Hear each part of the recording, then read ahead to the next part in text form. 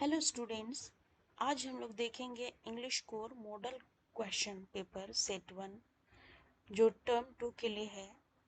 समय है 1.5 घंटा और फुल मार्क्स 40। तो सेक्शन ए में पहला हमारा पैसेज है जिसका क्वेश्चन आंसर अभी हम लोग देखेंगे। तो हमारा इंस्ट्रक्शन है कि answer any 5 questions in short, यानी कि किसी भी 5 प्रश्नों का उत्तर दें, वो भी शॉर्ट में आंसर देने हैं हमें। तो देखते हैं क्वेश्चन क्या है। Who was Alexander? Alexander was the ruler of Macedonia in Greece, इसलिए हमारा आंसर यहीं पर कंप्लीट होता है। Whom did Alexander defeat and in which battle? Alexander ने किसको डिफीट किया और कौन से युद्ध में? तो in the battle of Hydaspes. और Porus was defeated by Alexander, Alexander ने पोरुस को डिफीट किया। When did he has to go back to Greece? In 323 BC he had to go back to Greece. Where and when did he die? Alexander died at Babylon in 323 BC. ये हमारा answer है। आगे बढ़ते हैं। What were the important consequences of the Greek rule in the northwest India? तो हमने answer लिखा है कि it strengthened to the political unification of India, और दूसरा है continuous contacts between India and Greece began। तो हमारे 5 क्वेश्चन कंप्लीट हुए। बाकी के क्वेश्चंस भी हम लोग फटाफट देख लेते हैं। बहुत ही आसान है। 6 का give the opposite of defeated.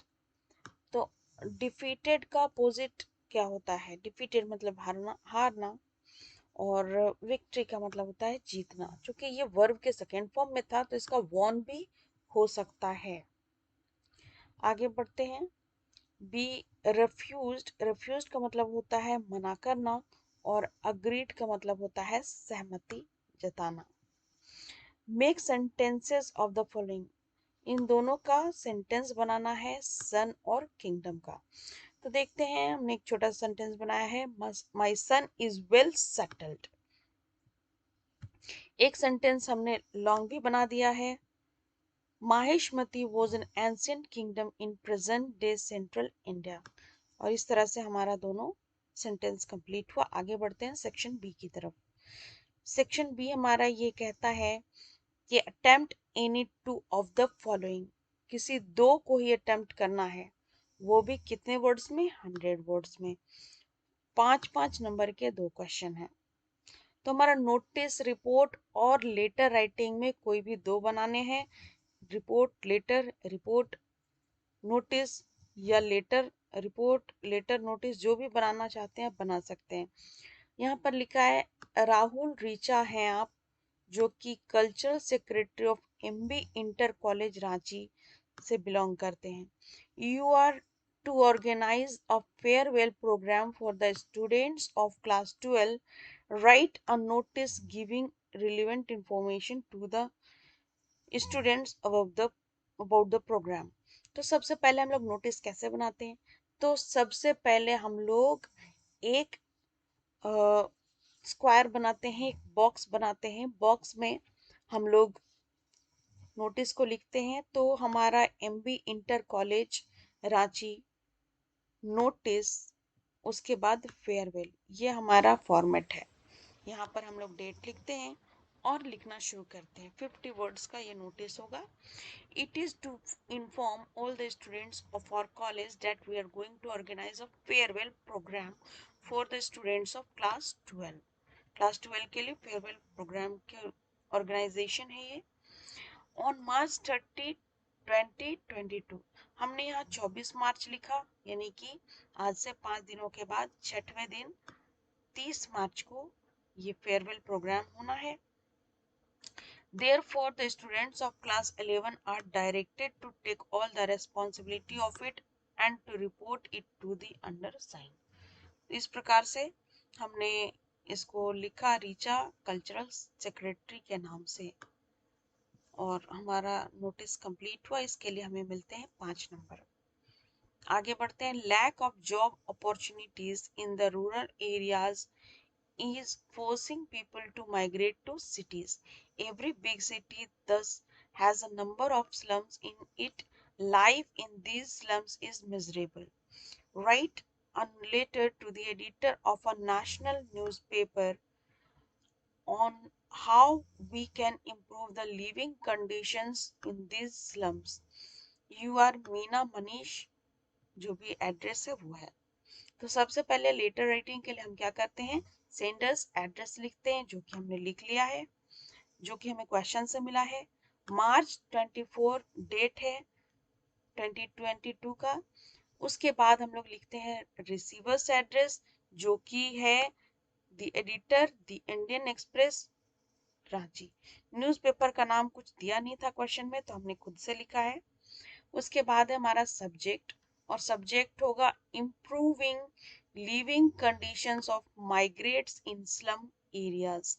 इसके बाद हम लोग आगे बढ़ते हैं, सर मैडम जो भी है। उसके बाद हमने लिखा है, please allow me to draw through the columns of your esteemed newspaper, The Indian Express, the attention of the concerned authorities towards living conditions of the people who migrate from rural areas in search of job and live in slum areas.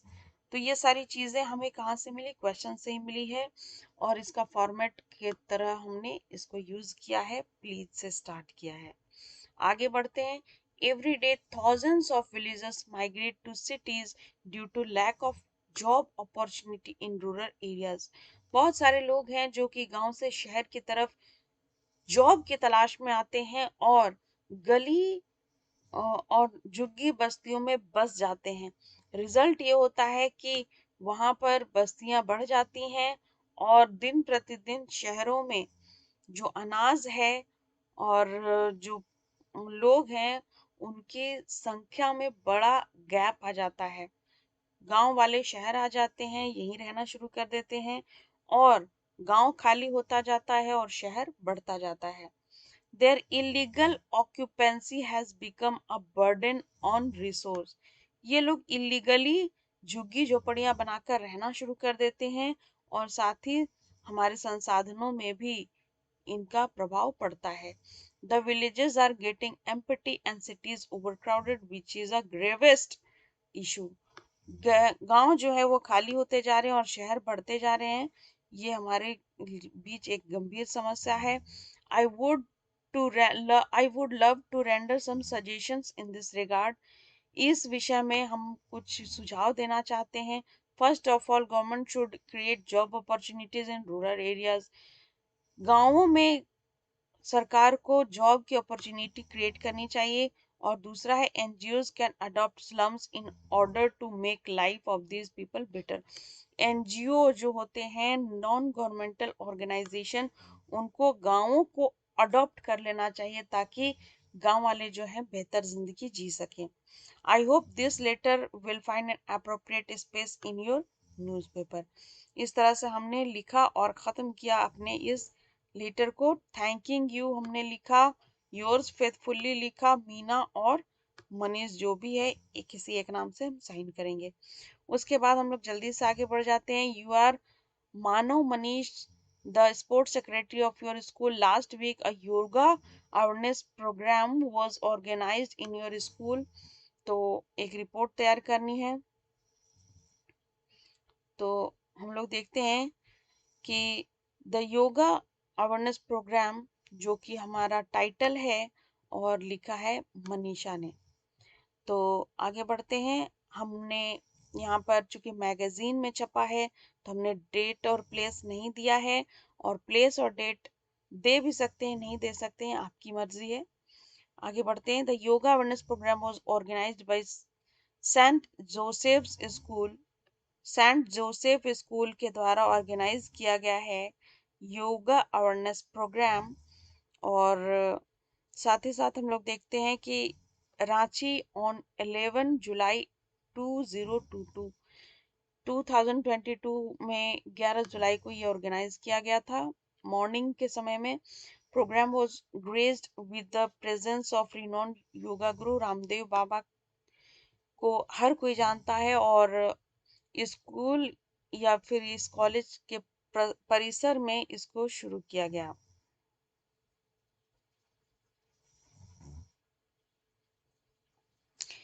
आगे बढ़ते हैं। हमने यहाँ पर देखा कि आचार्य बालक कृष्णन, जो कि रामदेव बाबा के साथ हमेशा रहते हैं, वो भी साथ में आए हुए थे। The programme was particularly arrange for the patients of blood pressure, diabetes and heart. और ये ब्लड प्रेशर, डायबिटीज और हार्ट के पेशेंट के लिए ये अवेयरनेस प्रोग्राम चलाया गया था योगा का। The organization committee was overjoyed to see the unprecedented crowd, and people were eagerly waiting for Swami Ramdev Baba. जो लोग थे वो स्वामी रामदेव बाबा का बहुत ही उत्सुकता से इंतजार कर रहे थे, और जैसे ही वो स्टेज पर आए, लोगों का ध्यान आकर्षित हुआ। As he came on the stage, he caught the eye of everyone and there was complete silence। चारों तरफ एकदम सन्नाटा छा गया। लोग रामदेव बाबा के स्पीच को बहुत ही महत्वता देकर सुनने लगे। उन्होंने योगा, प्राणायाम और आसन के महत्व को दर्शाने की कोशिश की, और डेमोन्स्ट्रेटेड भी किया, यानी करके दिखाया क्या, योगा और प्राणायाम, जैसे कि कपाल भाती, अनुलोम विलोम और पद्मासन भी उन्होंने किया। And advise the people to practice it daily to be fit and fine। उन्होंने फिट और फाइन रहने के लिए योगा को डेली करने की सलाह दी। लास्टली आचार्य बालकृष्णन का समय आया। उन्होंने भी लोगों को जड़ी बूटियों की और दवाओं के बारे में बताने की कोशिश की। Some of the people were engaged in enlisting those natural remedies and medicine tips in their diaries। वो लोग जो बैठे थे वहां, उनमें से कुछ लोग डायरी लेकर बैठे थे। जो भी बताया जा रहा था उसको वो एनलिस्टेड करते जा रहे थे, लिखते जा रहे थे। while others were listening attentively। कुछ लोग सुन रहे थे बहुत ही ध्यान से, और कुछ लोग लिख रहे थे। The programme achieved a great success. क्योंकि ये 5 मार्क्स का है तो हमने बहुत ज़्यादा लंबा करने की कोशिश नहीं की है, लेकिन इतना लिखने पर आपका एक भी नंबर नहीं कटेगा। Attempt any 5 of the following questions. अब ये बारी आ गई है 5 क्वेश्चंस को अटेम्प्ट करना है 50 वर्ड्स में। और पहला क्वेश्चन जो हमारा वो है थिंग ऑफ ब्यूटी, यानी पोयम से शुरू है कि name the list the thing of beauty mentioned in the poem. John Keats के द्वारा लिखे गए पोएम में थिंग ऑफ ब्यूटी में कौन कौन सी खूबसूरत चीजों का वर्णन किया गया है। तो the things of beauty mentioned in the poem are the sun, the moon, यानी सूरज है और चंदा है और पेड़ है और पौधे हैं, डेफोडिल्स के फूल हैं, कलकल कहते झरने हैं और कस्तूरी है। और ये बहुत सारी चीजें हैं जो दुनिया में बहुत खूबसूरत हैं। According to the British romantic poet John Keats, the above mentioned things are permanent source of joy. ये सारी चीजें परमानेंट सोर्स हैं खुशियों के। What was the plea of the folk who had put up the roadside stand? Road side stand बनाने वालों की आग्रह क्या है शहर के लोगों से, ये है क्वेश्चन हमारा। तो the folk who had set up the roadside stand pleaded earnestly and pathetically for some customers to come so that they could earn some money from them। ये लोग सिर्फ यही आग्रह करते हैं कि शहर के लोग इनके सामानों को खरीदे, और सामानों को खरीदकर इन ये कुछ पैसे कमाना चाहते हैं उन शहर के लोगों से। लेकिन इनकी दयनीय स्थिति ऐसी है कि वो चाहते कुछ और होता कुछ है। They desire that the city people passing through the countryside, वो जो शहर के लोग हैं जो कि गुजर रहे हैं यहाँ से, वो सारे लोग यहाँ से इनके सामानों को खरीदे, यहाँ पर रुककर would stop there to buy something from them, but they are unable to attract them। लेकिन ये लोग जो हैं उनको अट्रैक्ट करने में असफल हैं। अब आगे हमारा क्वेश्चन आता है was एडला, what doubts did she have about the peddler। एडला कौन थी। तो हम जानते हैं कि एडला विलमेंशन जो है वो आयरन मास्टर की बेटी थी। तो हमने पहले ही लाइन में इसको लिखा है कि द रेड ट्रैप चैप्टर में द एडला जो है वो आयरन मास्टर की बेटी है। और सबसे पहले एडला ऑब्जर्व द पेडलर। पेडलर को जब वो एडला देखती है, ऑब्जर्व करती है, तो वो देखती है कि बार बार आग्रह करने के बाद भी वो आयरन मास्टर के घर जाने से मना कर देता है, यानी एडला के घर जाने से मना कर देता है। ही सिम्ड रिजिड, वो थोड़ा सा जिद्दी नजर आता है regarding going to iron master's house. Iron master के घर जाने की बात जब जब होती है तब तब वो थोड़ा जिद्दी हो जाता है और जिद्दी बनकर कहता है कि वो नहीं जाएगा। हिज बिहेवियर वॉज पेक्यूलर, वो अजीब सा बिहेव कर रहा था उस समय। ही वॉज अ रेजिमेंटल कॉमरेड, वो सैनिक का एक अ, अधिकारी था, आर्मी ऑफिसर था, लेकिन उसके बावजूद भी वो एक अनपढ़ इंसान की तरह बिहेव कर रहा था और वो डरा हुआ सा भी दिखाई दे रहा था। एडला वॉज एन इंटेलिजेंट लेडी, एडला बहुत ही इंटेलिजेंट लेडी थी, इसीलिए उसके मन में कुछ भावनाएं उत्पन्न होने लगी और some doubts began to haunt her. उसके मन में कुछ उमड़ने लगा कि जरूर कुछ गड़बड़ है इस इंसान में। Either he could be a thief, या तो यह इस तरह से डरा हुआ है कि वह चोरी करके आया है कुछ, या फिर escapist फ्रॉम द जेल, वो किसी जेल से भागा हुआ कैदी है। Yet she took him to the palace, उसके बावजूद कि उसके मन में कुछ दुविधाएं चल रही थी, फिर भी वो उसको अपने घर पर लेकर आती है। This shows that she was an obedient daughter, और ये दर्शाता है कि वो एक बहुत ही ओबीडियंट गर्ल थी अपनी पिता की। पिताजी चाहते थे कि वो पेडलर घर आए तो वो आया। हु वॉज राजकुमार शुक्ला, राजकुमार शुक्ला कौन थे? Why is he described as being resolute, एक रिजोल्यूट का मतलब होता है डिटरमिन, यानी दृढ़ निश्चयी। राजकुमार शुक्ला कौन थे और इस चैप्टर में, इंडिगो चैप्टर में, इनको दृढ़ निश्चयी क्यों कहा गया है? तो Rajkumar Shukla was a poor peasant of Champaran, Rajkumar Shukla Champaran के एक गरीब किसान थे। He was a sharecropper, वो बटाईदार थे, वो इलिटरेट थे, लेकिन फिर भी वो दृढ़ निश्चयी थे। He was determined to fight against the injustice, वो दृढ़ निश्चय कर चुके थे कि जो ब्रिटिश लोग उनके साथ अन्याय कर रहे हैं बिहार में, उनको वो सबक सिखाएंगे। और वो चाहते थे कि गांधी जी उनके साथ चंपारण चले। ही फर्स्ट मेट टू गांधी इन कानपुर, गांधी जी को ढूंढते हुए वो कानपुर पहुंच गए।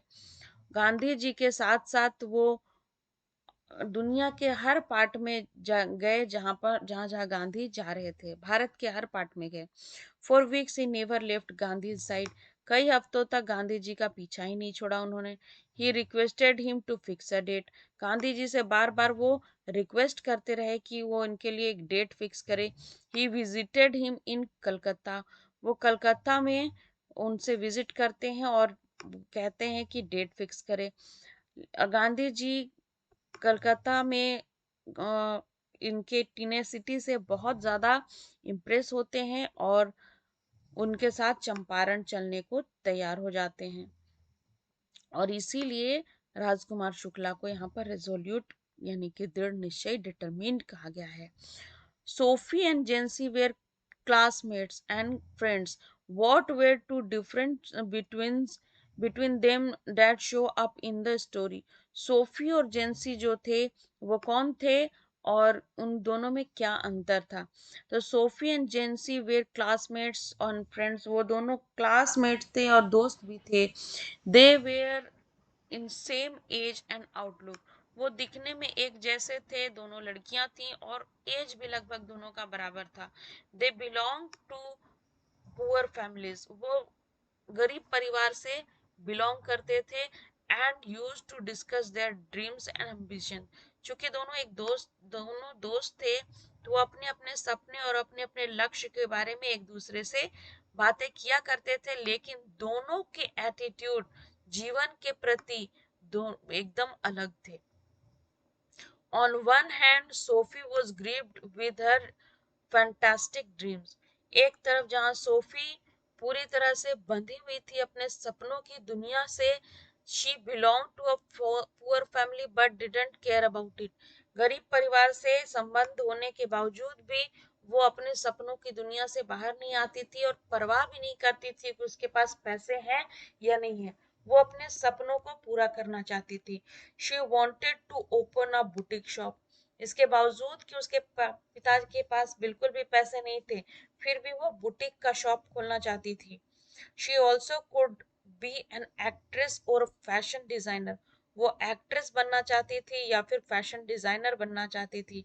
हर dreams and ambitions knew no bondage of poverty. उसके सपने और उनके लक्ष्य के बीच किसी भी प्रकार की गरीबी कोई मायने नहीं रखती थी। यंग आयरिश फुटबॉल प्लेयर, एक यंग आयरिश फुटबॉल प्लेयर जिसका नाम डेनी कैसी है, उसके साथ वो मिलने के सपने देखा करती थी जो कि कभी पूरे नहीं हो सकते थे। She waited for him so long. वो उसका इंतजार किया करती थी और and shed tears when he didn't come. वो जब नहीं आता था उससे मिलने के लिए तो वो आंसू भी बहाया करती थी। Her wild dreams had no relation with the harsh realities of life. उनके इस अजीब तरह के सपनों का रियलिटी की दुनिया से कोई मायने मतलब नहीं था। ऑन दी अदर हैंड, अगर दूसरी तरफ देखा जाए तो जेंसी वॉज अ सेंसिबल गर्ल। जेंसी जो थी वो बहुत ही सेंसिबल लड़की थी। She knew her limitations. वो अपनी जिंदगी में अपने दायरे को जानती थी। She was realistic and practical. वो रियल लाइफ में रहती थी और प्रैक्टिकल सोचती थी। She knew the biscuit factory was year mark for their identity. वो जानती थी कि बिस्किट की फैक्ट्री जो है वो उनकी असली पहचान है। She advised her friend Sophie to be sensible. वो अपनी दोस्त सोफी को सेंसिबल होने की सलाह देती है और कहती है स्टॉप एंटरटेनिंग वाइल्ड ड्रीम्स। इस तरह के सपने जो कभी पूरे नहीं हो सकते उसको देखना बंद करे, ऐसा वो अपनी दोस्त को एडवाइस देती है। सफाइज इट टू से, कहने का तात्पर्य ये है कि Sophie is a day dreamer. Sophie जो है वो दिन में सपने देखने वाली लड़की है। While Jansie was strictly glued to the reality of the world. जबकि जेंसी पूरी तरह से अपने सच रियलिटी की दुनिया, वास्तविक दुनिया में जीती है। Who was Annan? What advice did he offer to Bama? अब एक क्वेश्चन है कि अन्नन कौन था और वो कौन सी एडवाइस देता है बामा को। तो अन्नन वॉज बामाज एल्डर ब्रदर।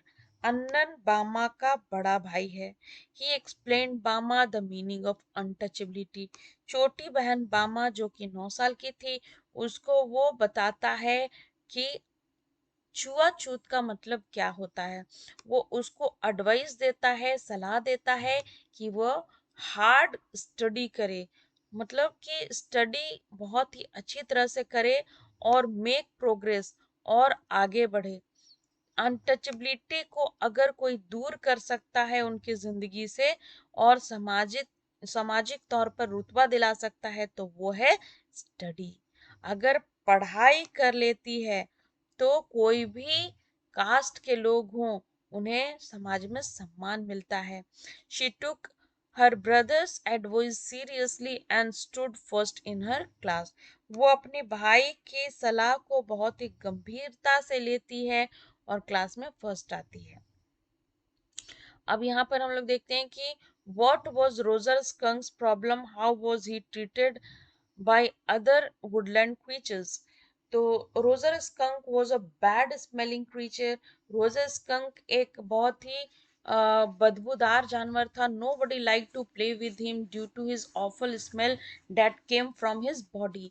उसके बॉडी से जो गंदी बदबू आती थी उसकी वजह से उसके साथ कोई भी खेलना पसंद नहीं करता था। Whenever he wanted to play with other woodland creatures, जब भी वो दूसरे जंगली जानवरों के साथ खेलना चाहता था, they used to give aloof expressions on their faces. वो दूसरे जानवर जो थे वो अपने चेहरे पर अजीब सा एक्सप्रेशन देते थे और वहां से भाग जाया करते थे। रोजर स्कंक के साथ खेला नहीं करते थे और उनके भागने की वजह से रोजर स्कंक को अपने आप में अपमानित महसूस होता था और the order was his only problem. अगर रोजर स्कंक जैसे डिलाइटेड फुल चाइल्ड के लिए कुछ बुरी बात थी तो उसके शरीर से आने वाली गंदी बदबू वही थी। He wanted to remove it from his body. वो इस गंदी बदबू को अपनी बॉडी से हटाना चाहता था। Roger skunk was a delightful child. Roger skunk जो था वो एक बहुत ही खुशनुमा जानवर था। यानी इसके दो दो आंसर हमने लिख दिए हैं और करके, शायद गलती से हो गया है ये, कोई बात नहीं, आप दो दो आंसर पढ़ लीजिए, जो समझ में आए वो अपन लिखे आंसर एग्जामिनेशन में। His only problem was that he smelled awful. उसकी एक ही प्रॉब्लम थी कि वो बहुत ही बदबू देता था। As a result nobody liked to befriend him.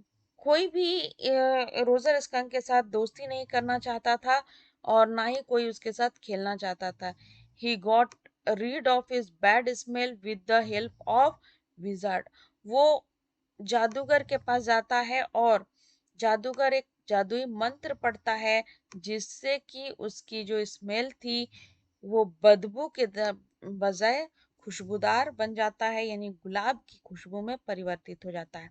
अब हम लोग आगे बढ़ते हैं सेक्शन डी की तरफ, और सेक्शन डी में हमें हर क्वेश्चन के लिए 5 नंबर मिलेंगे और लिखा है answer any one of the following, यानी दोनों में से किसी एक क्वेश्चन के आंसर को करना है, वो भी 100 वर्ड्स में, और जिसके लिए हमें मिलेंगे 5 मार्क्स। तो चलिए फटाफट देखते हैं कि इसमें क्या लिखा है। In the story the rat trap what made the peddler finally change his veg. Story rat trap में पेडलर को कौन सी चीज मिलती है जो उसके जीवन में एक नया मोड़ लेकर आती है और उसकी जिंदगी पूरी तरह से बदल जाती है। Eight the end of the story rat trap we conclude that Edla's kind behavior, way of talking, nice hospitality, her sympathy and compassion towards a poor peddler and thief forced him to change his ways and act like an educated, dignified, and well behaved army officer. Rat trap story के अंत में हम लोग देखते हैं कि conclude करते हैं कि एडला का जो काइंड बिहेवियर था, उसके बोलने का जो अंदाज था, उसके सेवा सत्कार करने की जो अच्छी भावना थी और उसके मन में जो पेडलर के प्रति सहानुभूति थी और जो कॉम्पैशन था टुवर्ड्स अ पुअर पेडलर, जो कि एक गरीब रोड पर रहने वाले इंसान के लिए था, and a thief forced him to change his way. एक गरीब पेडलर जो कि एक चोर भी था, उसका रास्ता इन सारी अच्छी चीजों की वजह से बदल जाता है और वो एक पढ़े लिखे इंसान की तरह, एक सम्मानित इंसान की तरह और एक बहुत ही सलीकेदार आर्मी ऑफिसर की तरह पेश आता है एडला के सामने at the end of the story. He thank Edla for being nice to him all day long. वो अपने पत्र में एडला को कहता है कि सारे दिन अच्छा बने रहने के लिए तुम्हारा बहुत बहुत शुक्रिया। In spite of knowing the vagabond's true identity, इसके बावजूद कि एक घुमक्कड़ की सही पहचान जानती थी वो, लेकिन उसके बावजूद भी वो उसके साथ एक रेजिमेंटल कॉमरेड की तरह पेश आई, यानी एक आर्मी ऑफिसर की तरह एडला ने ट्रीट किया इस घुमक्कड़ गरीब इंसान के साथ। He wrote in the letter that he also wanted to be nice to her. वो अपने लेटर में लिखता है कि वह गरीब इंसान भी एक पल के लिए ये सोचने लगा कि वो भी कैप्टन वॉन स्टाइल है और वो क्या करता है, वो भी नाइस बनना चाहता है एडला के सामने, और कुछ पल के लिए ही सही वो कैप्टन वॉन स्टाइल की तरह पेश आना चाहता है। Left the stolen he wrote in the letter that he also wanted to be nice to her and left the stolen 3 kroner notes to return to the old man inside a rat trap. वो उन 10 के 3 नोटों को return करने के लिए उस rat trap के अंदर रख देता है जो कि उस बुजुर्ग इंसान का चोरी किया हुआ पैसा था। ही अर्ज एडला, वो एडला से गुजारिश करता है to accept the rat trap made by him, कि एक्सेप्ट कर ले उस रैट ट्रैप को जो उसने खुद बनाया है, जो चोरी का नहीं है, और इस रैट ट्रैप को वो रिटर्न गिफ्ट समझे क्रिसमस डे का। और साथ ही साथ इस प्रेजेंट को और देकर और पैसे को लौटाकर और अपनी गलती को अपने इस लेटर में एक्सेप्ट करके वो ऐसा दर्शाता है जैसे कि वो समाज का एक रिस्पेक्टेबल और ईमानदार इंसान है। Such a change of heart would not have been possible if he had not been treated as captain. अगर एडला के सामने एक बदला हुआ इंसान को eight the end of the story नजर आता है तो वो है एडला की वजह से, क्योंकि अच्छा बिहेव की वजह से ही वो परिवर्तित इंसान दिखाई दिया। और अंत में हम लोग देखते हैं कि व्हाट एक्टिविटीज डिड बामा witness on her way back from school. School से वापस लौटते समय 9 साल की बच्ची बामा किन किन चीजों को देखती हुई घर आती थी। तो हम जानते हैं कि बामा जो है वो 3 क्लास में पढ़ती थी और 9 ईयर की थी, और वो कीन ऑब्जर्वर थी। वो चीजों को बहुत ही गहरी तरीके से ऑब्जर्व करती थी, देखती थी। On her way back from home from school she witness a variety of things. बहुत सारी चीजों को वो देखती है और उन चीजों की तरफ आकर्षित भी होती है। जैसे कि ड्राइड फिश स्टॉल, वो सूखी हुई मछलियों का स्टॉल देखती है जो गांधी जी के स्टैचू के सामने होता है। स्वीट स्टॉल, मिठाइयों की दुकानों को देखती है। सेलिंग फ्राइड स्नैक्स जो छने हुए पकौड़े हैं वो बिकते हुए देखती है। Other things she fascinated her were needles. चारों तरफ जो और भी चीजें बिकती हैं जैसे कि सुई और क्ले बीड्स, यानी कि जो मिट्टी के चीजें होती हैं वो, instruments for cleaning out of the ear out the ears, कान साफ करने की सामान बिक रहे थे, यानी कि ईयरबड्स। द हंटर जिप्सी जो था, शिकारी जो था वो दिखाई देता है। स्नैक चार्मर यानी सपेरा दिखाई देता है। साइकिलिस्ट जो 3 दिनों से साइकिल चला रहा था। मारियाटा टेम्पल, वहां पर एक मंदिर दिखाई देता है जो कि मारियाटा टेम्पल के नाम से प्रसिद्ध था। There were coffee club in the bazaar, बाजार में कॉफी क्लब्स भी थे। साथ ही साथ सीजनल फ्रूट्स दिखाई देते थे बिकते हुए। और साथ ही साथ खट्टी मीठी चीजें वहां पर दिखाई देती थी। फ्राइड स्नैक्स यानी कि फिर से हम लोग पकौड़े की बात करते हैं। पायसम यानी कि खीर, हलवा, और साथ ही साथ खट्टी इमलियों को उबाल कर उनके बीज को बाहर निकाल के जो बनाया जाता है चटनी, वो।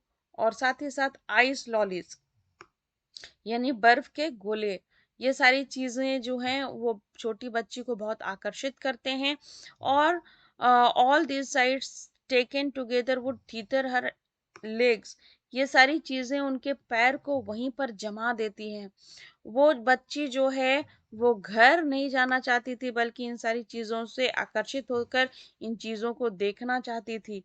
Usually it would take her from half an hour to an hour reaching home. इन सारी चीजों को देखते हुए आधे घंटे से 1 घंटे का समय उसको घर जाने में लग जाता था, जबकि घर 10 मिनट का था। Hanging an old bag on her shoulder, वो अपने शोल्डर में एक पुराने से बैग को हैंग करके रखा करती थी। और इस प्रकार से हमने देखा कि हमारा जो सारा आंसर है वो कंप्लीट हुआ।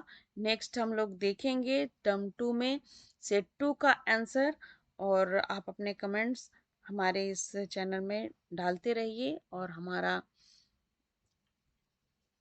महत्व बढ़ाता रहिए। Thank you.